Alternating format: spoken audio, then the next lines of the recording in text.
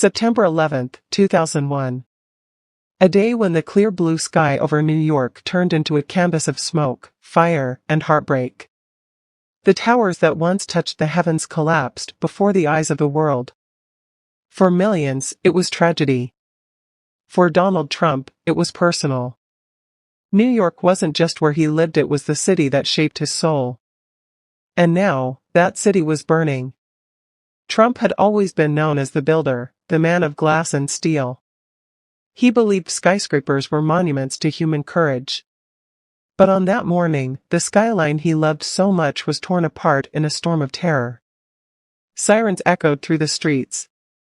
Dust covered faces. People ran in panic, holding on to loved ones, praying for life. Firefighters rushed inside those doomed towers, knowing they might never come out.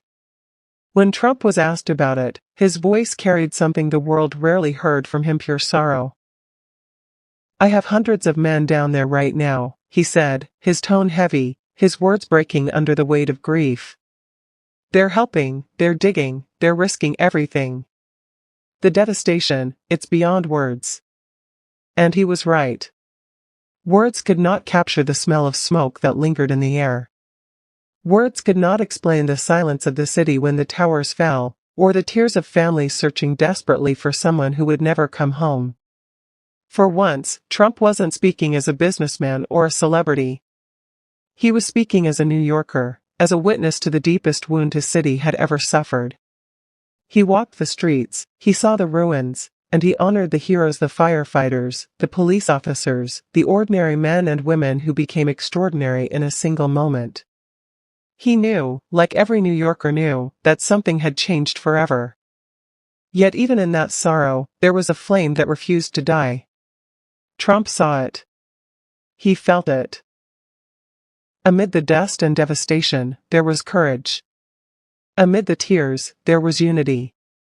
He believed, with all his heart, that New York would rise again. That no act of terror could ever destroy the spirit of the city. And he carried that belief in his words. "We will rebuild," he said. "We will come back stronger." It wasn't just hope, it was a promise. A promise that the towers might have fallen, but the people of New York would stand taller than ever. For Trump, 9/11 was not just the day the skyline fell. It was the day he saw what truly made New York powerful. Not the buildings. Not the money. But the people, their resilience, their bravery, their refusal to bow to fear. That day left a scar on every heart, including his. Long before politics, before campaigns, he was just another New Yorker mourning his city.